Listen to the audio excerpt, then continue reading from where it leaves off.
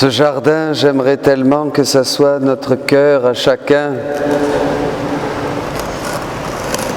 pour recevoir le don du Père, Jésus, notre Seigneur, qui dès qu'il voit un cœur ouvert, un cœur attendri, un cœur reconnaissant, un cœur qui sait qu'il ne peut rien faire sans lui, un cœur qui le cherche comme ces femmes le chercheront après sa mort pour aller l'embaumer.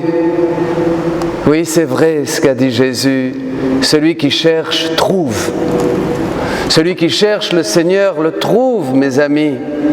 Et il est vraiment, comme le disent les évangélistes, ce trésor pour lequel on vendrait tout pour accueillir ce champ où il est caché.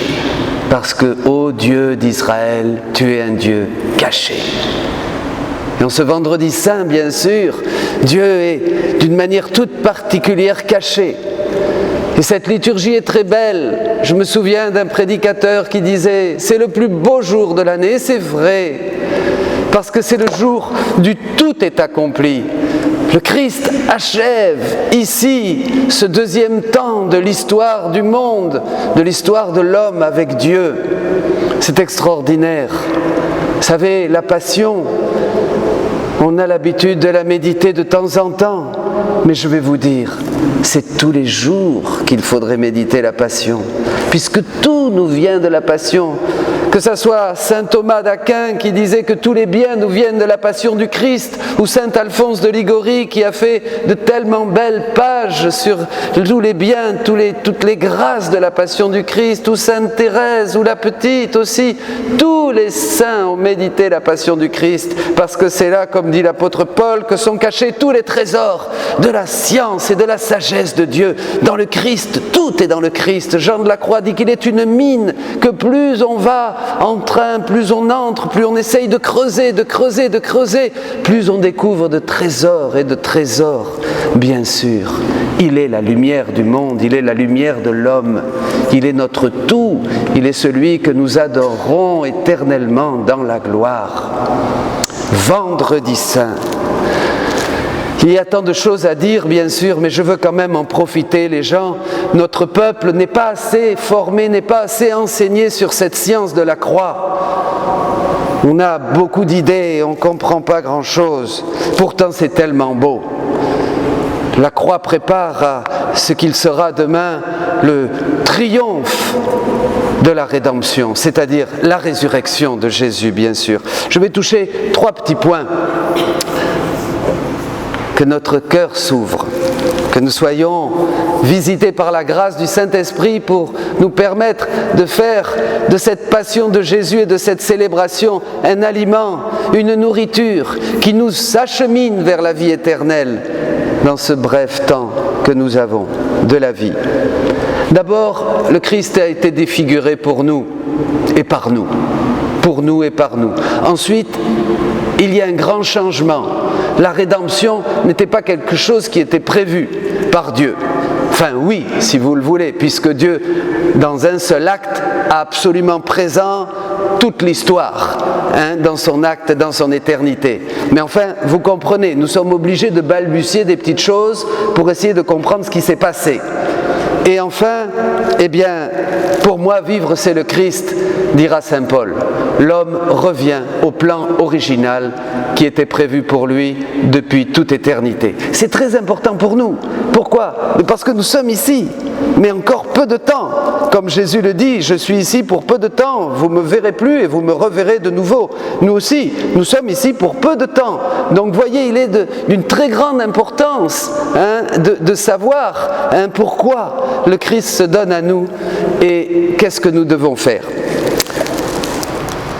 Le problème, de la passion et des souffrances de Jésus qu'on ne comprend pas souvent, ou qu'on vit d'une manière pieuse, avec dévotion bien sûr, mais un peu comme quelque chose d'extérieur à nous, comme quelque chose où il faut un peu avoir de dévotion et faire des belles prières, voyez.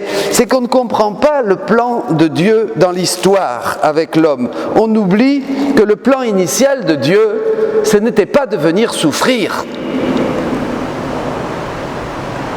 Vous comprenez ? Dieu n'avait pas créé l'homme pour souffrir. N'avait pas créé l'homme pour que l'homme soit cause de souffrance. Dieu voulait jouir de cette amitié avec l'homme. Vous vous rappelez, la Bible dit qu'il faisait ses délices au milieu des hommes. Donc Dieu voulait seulement, avec cet homme dont il est tombé amoureux dès qu'il est sorti de ses mains créatrices, où il a insufflé la vie, Adam et Ève, faisant l'homme à notre image et à notre ressemblance, dans le livre de la Genèse au chapitre 1, verset 26, eh bien Dieu voulait seulement jouir de l'homme, être en amitié avec l'homme, il donnait tout à l'homme, tout cet amour qu'il avait en lui, qu'il ne pouvait pas contenir, puisque l'amour est diffusif, l'amour a besoin de se donner, eh bien Dieu se déversait dans cet homme, voyez, qui était à l'image et à la ressemblance du Christ, puisque le premier homme, c'est le Christ, bien sûr. Il se donnait. Il jouissait d'une amitié parfaite, et c'était ça le plan de Dieu. Alors, on oublie souvent de méditer la Genèse, vous comprenez ? Et comme disaient déjà les Juifs, disent, dans la sagesse juive, que tout est dans le commencement. Tout est dans le commencement. Vous êtes d'accord avec moi ? Le petit grain de blé va devenir un épi. L'enfant dans le sein de sa mère va devenir un garçon, une jeune fille, un homme, une femme, un vieillard. Vous voyez, tout est toujours dans le commencement. Et dans le livre de la Genèse, bien sûr, tout est là. L'homme était fait au début pour vivre avec Dieu. Et si l'homme n'avait pas péché, eh bien, Jésus serait venu, glorieux, roi, beau. Il serait venu, il aurait vécu éternellement avec l'homme. Vous voyez, il serait venu comme il va être ressuscité. Vous comprenez ? Bon, voilà. Mais malheureusement, l'homme a péché. Vous me suivez ? Voilà. Il y a eu une déchirure. On a fait comme le fils prodigue. On a dit à papa, je veux mon bien, je veux mon héritage, et toi, fiche le camp, toi, je te veux pas. Voilà. C'est ça. Il y a eu quelque chose, il y a eu une brisure. Donc, on s'est exilé et on a exilé, attention, de nous, la divine volonté, Dieu lui-même, le pouvoir de Dieu, la sagesse de Dieu, l'amour de Dieu. On ne voulait plus faire la volonté de Dieu, on a voulu se séparer de lui, totalement. Et c'est là que nous sommes entrés dans cet état de déchéance. Et c'est là où, évidemment, vous voyez le monde tel qu'il est, on n'a pas besoin de faire un long serment sur les misères du monde, la corruption, le péché, la mort. Voilà, la souffrance, la folie, le délire, l'homme qui prend la place de Dieu et qui est capable des pires choses. Des pires choses, nous l'avons vu pendant le communisme, nous l'avons vu aussi au Vietnam, nous l'avons vu et nous le voyons tous les jours, il suffit d'ouvrir la télévision. Donc voilà, l'homme séparé de Dieu est enfermé, dit saint Paul, dans la désobéissance, et cette désobéissance à Dieu, en nous, a des conséquences dramatiques. Dramatiques. L'homme souffre des conséquences d'une vie sans Dieu. Quel mal peut faire l'homme quand il n'est plus soumis à Dieu ? C'est horrible.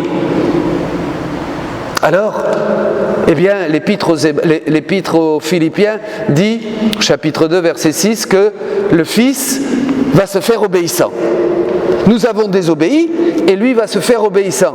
Il va se faire obéissant et il va venir dans notre monde. Il va prendre notre désobéissance, c'est-à-dire toutes nos décisions, tous nos pensées, tout le mal, tous les noms que nous avons donnés à Dieu, tout ce qu'a fait l'homme. Il va prendre ça sur lui et il va être absolument défiguré. Vous comprenez ? Nous défigurons le Christ. Et aujourd'hui, pareil. Je vous prends un exemple. Si vous ne priez pas, vous le faites souffrir. Si vous ne vous préparez pas avec amour à la communion, vous le faites souffrir. Si vous ne servez pas dans l'Église avec tout votre cœur, vous le faites souffrir. Il ne faut pas tout de suite penser aux grands drames, aux grandes méchancetés, aux grands pécheurs. Nous faisons souffrir Jésus constamment dès que nous pensons à nous avant de penser à lui. Il le dit au chapitre 8 de Marc. Si quelqu'un m'aime, qu'il renonce à lui-même, qu'il prenne sa croix et qu'il me suive. Mais dans nos petites têtes, la croix est signe d'une souffrance physique, des douleurs et tout ce qu'on nous a dépeint pendant des décennies sur la croix. Mais la croix, c'est pas ça. La croix, c'est le bonheur.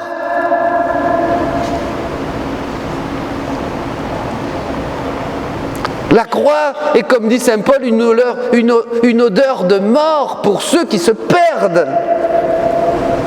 Mais pour ceux qui se sauvent, la croix est glorieuse, parce que plus nous l'embrassons et plus nous la vivons dans la puissance de l'Esprit. Ah, évidemment, si on n'a pas reçu le Saint-Esprit, évidemment, la croix chauffe qui peut. Il vaut mieux courir, mais de toute façon, elle vous rattrapera, parce que ici tu le fais, ici tu le payes.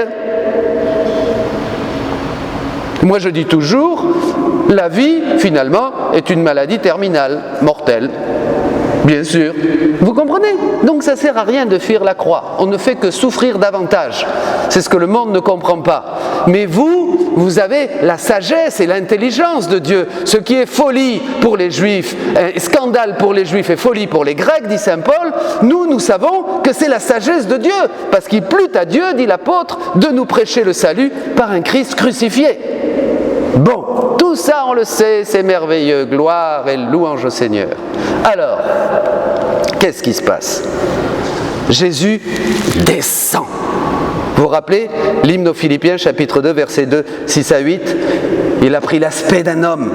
Lui qui était de condition divine ne retint pas jalousement le rang qu'il égalait à Dieu, mais il a pris l'aspect d'un homme. Il s'est fait esclave, obéissant jusqu'à la mort sur la croix.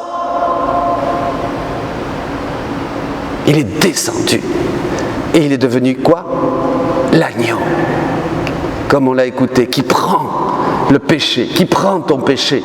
Saint Paul va plus loin dans la seconde aux Corinthiens, chapitre 5, verset 21, je crois, il se fait pécher. Il s'est fait pécher. Il a été identifié au péché. Il y a une mystique qui le voit plonger, les Juifs le poussent, et c'est une très belle image de ce « il s'est fait pécher » de saint Paul. Les Juifs le poussent dans le torrent du Cédron, qui était les égouts de Jérusalem, froid absolument, et à ce moment-là, l'eau lui rentre par les oreilles, par le nez, par la bouche, il devient nauséabond, et les Juifs n'osent plus le toucher, ni les soldats, ils sont écœurés, et Jésus est écœuré même de lui-même, et il dit « j'ai voulu tomber », parce qu'évidemment, il ne faut pas penser que dans la Passion, tout le monde lui donne des coups comme on veut. Dieu, évidemment, donne une signification à tous les coups, à toute la couronne d'épines, au fouet. Combien de coups de fouet Jésus a reçu? Normalement, suivant la loi, c'était 39 ou 49, je ne me rappelle plus très bien. Mais il en a reçu une infinité de coups de fouet, puisque chacun d'entre nous l'a fouetté. Depuis la mort, depuis le péché d'Adam jusqu'au dernier homme sur la terre, tous nous avons donné des coups à Jésus, tous nous avons couronné sa tête d'épines, tous nous avons percé son cœur, tous nous avons passé et nous lui avons donné le fouet. Il faut bien comprendre, mes amis, que la passion n'a pas terminé. Tant que nous sommes ici, tant qu'il y aura des hommes sur terre, nous continuerons à crucifier l'agneau de Dieu. C'est pas du passé, ce que je disais hier. Il y a un acte, Dieu est un seul acte. En un seul acte, les anges se sont révoltés, il a créé le ciel et la terre, Adam a chuté, le Christ est venu dans le monde, il a sauvé l'homme par sa croix, par son sang, il est ressuscité d'entre les morts, il vient, il nous prend, il nous amène, c'est la gloire de la parousie. C'est compliqué. Vous verrez, après c'est très simple, quand on est de l'autre côté. Donc voilà, deuxième point, il s'est fait pécher, il s'est fait obéissant et il a pris sur nous tous nos noms et c'est ça qu'il a souffert à Gethsémani. C'est ce pressoir, je vous disais hier, il a été pressé, Gethsémani, le pressoir à huile, il a été pressé, il a donné ce bien-aimé Jésus du Cantique des Cantiques, son nom pressé, broyé à cause de nos péchés, eh bien, il est devenu ce parfum de l'amour qui maintenant va nous guérir, parce que c'est nous qui sommes défigurés, vous comprenez? Il est venu prendre notre condition. C'est toi qui es sur la croix, mon frère, défiguré. Qu'est-ce que prend le Christ? Il prend notre nature humaine rebelle, défigurée par le péché, psychiquement, émotionnellement, physiquement. Vous comprenez? C'est nous sur la croix. Il nous refait. Il s'identifie, il s'est fait pécher. Alors c'est le premier temps, il faut regarder la croix. Aujourd'hui, regardez-la, et dans cette paroisse, dans cette communauté, je voudrais vraiment que tous, comme dit Saint Jean à la fin de l'Évangile, nous nous tournions vers celui que nous avons transpercé pour voir son cœur ouvert et ses fleuves d'eau vive et cette puissance de l'Esprit, et que nous soyons tous des adorateurs en esprit et en vérité. Si nous ne revenons pas vraiment vers le Christ, à genoux, en adoration, nous ne serons jamais des vrais chrétiens, jamais. Quel dommage! Mon Dieu, quel dommage! Moi, c'est ce qui me fait le plus souffrir. Là, je parle avec mon cœur. C'est de voir partout, je vais, des chrétiens qui sont tièdes. C'est affreux. Et qui sont tellement enjoués. Ah, alors là, quand il s'agit de sous, quand il s'agit d'autre chose, de plaisir, de bien manger, de boire, alors là, on est les premiers. Mais en plus, tout ça, ça ne nous remplit pas du tout. Ça ne nous rend même pas heureux. On a toujours envie de davantage. Quand la musique s'arrête, c'est fini. Il faut remettre le disque à zéro pour encore danser un petit coup. Mon Dieu, que le cœur de l'homme est insensé. Et Jésus disait, il connaissait ce qu'il y avait dans le cœur de l'homme. Alors, le deuxième point, eh bien le bouleversement. C'était pas le plan de Dieu. Vous êtes d'accord avec moi? Dieu n'avait pas du tout prévu, si je peux dire comme ça, hein, vous comprenez, hein, de venir souffrir de cette manière dramatique. Non. Donc nous avons, à cause de notre péché, nous avons bouleversé non seulement notre destin, puisque nous étions faits pour le bonheur avec Dieu, mais nous avons bougé, si je peux dire ainsi, parce qu'en Dieu rien ne bouge, hein, mais vous comprenez, nous avons bougé quelque chose en Dieu. Nous avons créé un bouleversement en nous, dans l'histoire de l'humanité, à cause de notre désobéissance, et en Dieu, puisque Dieu a tant aimé le monde qu'il a été obligé d'envoyer son Fils unique pour le sauver, comme dit Jean au chapitre 3, verset 16. Voilà. Alors, maintenant, il va falloir penser au retour, hein? On va essayer d'obéir à Dieu, non?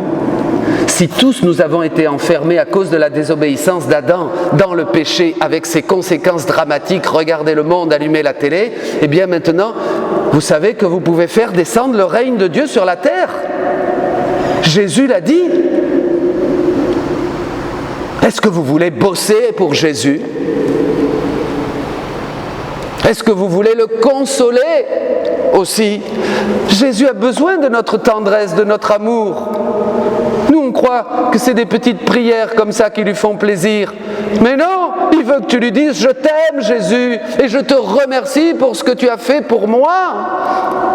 Je te remercie maintenant d'être le temple de ton esprit et de pouvoir partout, comme tu l'as dit, avoir accès au Père par le même esprit, ton esprit, l'Esprit Saint, l'esprit que tu m'as donné le jour de mon baptême et qui me transforme, qui me brûle, que je cherche, à qui je demande de creuser dans mon cœur pour me dépouiller, pour me faire entrer dans ton obéissance et dans ton dépouillement.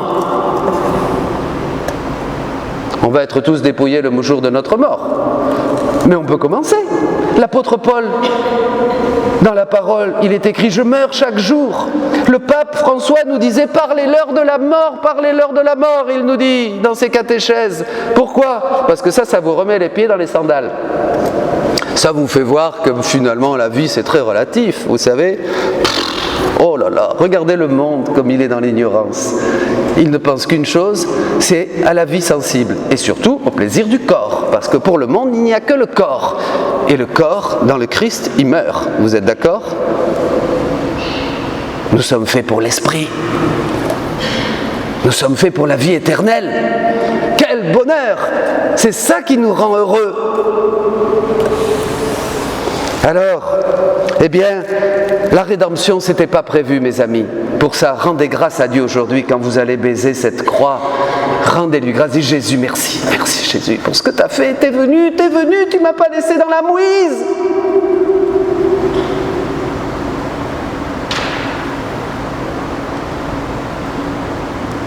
Pour ça, l'Eucharistie, c'est l'action de grâce. Tu es venu. Tu ne m'as pas laissé, tu n'as pas voulu la mort du pécheur, mais qu'il se convertisse et qu'il vive. Eh bien, je me convertis. Aujourd'hui, tous, nous nous convertissons, d'accord ?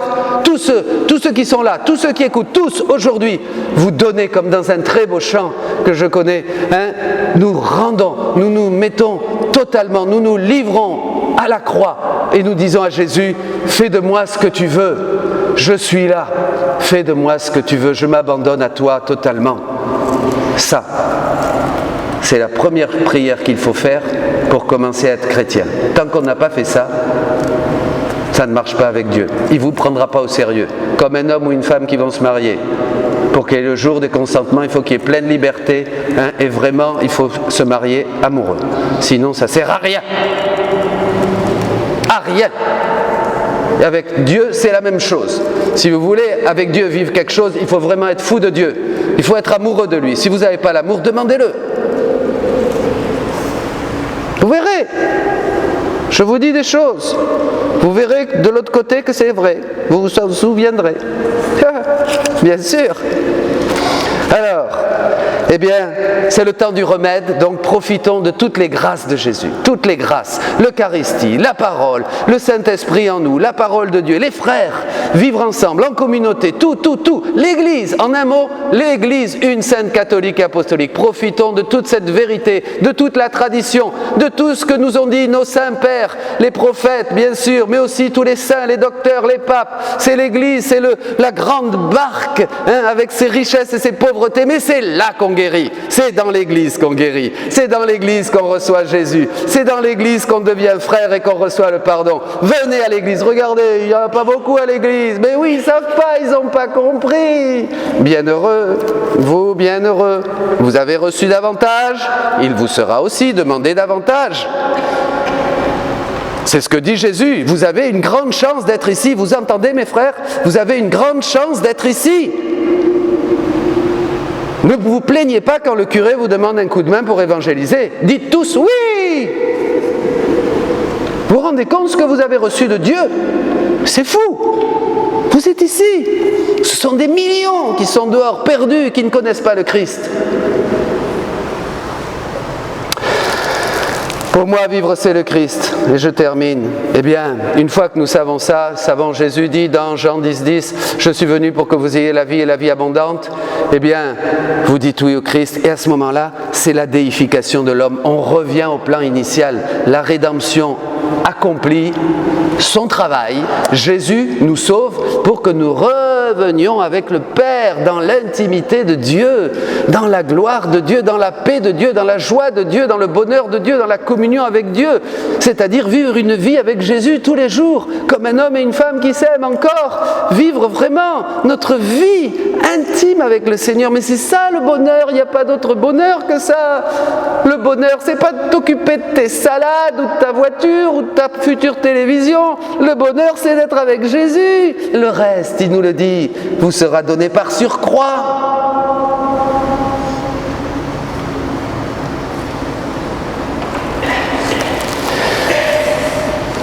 Eh oui.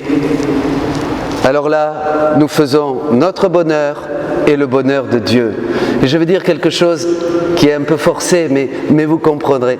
Dieu nous sauve, mais Jésus se sauve. Parce que ce Jésus qui est plongé dans notre agonie, dans notre péché, c'est le premier qui est sauvé, bien sûr, si je peux dire. C'est le premier qui bénéficie de la rédemption. Il prend l'homme, il prend tous les hommes, comme disait déjà saint Athanase. Il assume l'humanité, il la fait sienne, il la souffre, il vit notre défiguration, il est complètement anéanti, complètement méconnaissable. Je ne suis plus un homme, je suis un ver, disait déjà le prophète. Et à ce moment-là, une fois qu'il est ça, il se présente au Père, il présente tous nos péchés, toutes nos misères, il porte vraiment tout le péché du monde et il est défiguré et il rend au Père tout l'amour que nous ne lui avons pas donné. Il rend au Père et il paye tous les péchés parce qu'il y a une... la culpe, ça existe. Quand tu me voles quelque chose, tu dois arranger, tu dois réparer ce que tu dois me voler. Il faut me le donner. Et en plus avec des intérêts parce qu'à cause de toi, j'ai perdu du temps.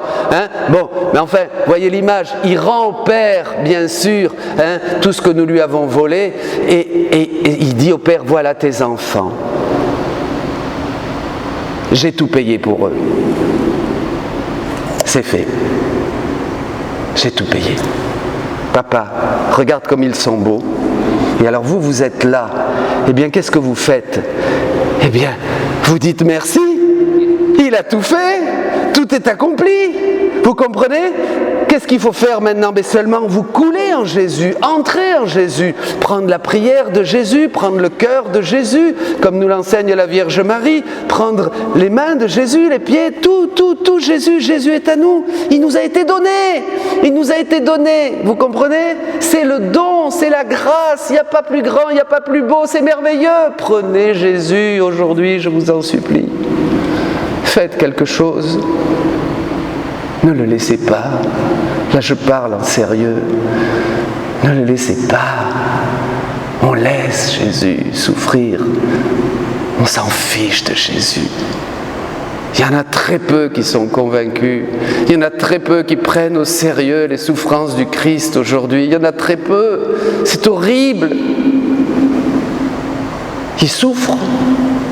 Il souffrira tant que tous ses enfants ne reviendront pas. Il souffrira jusqu'à la fin des temps. Aujourd'hui, dites-lui pardon au nom de tous les hommes.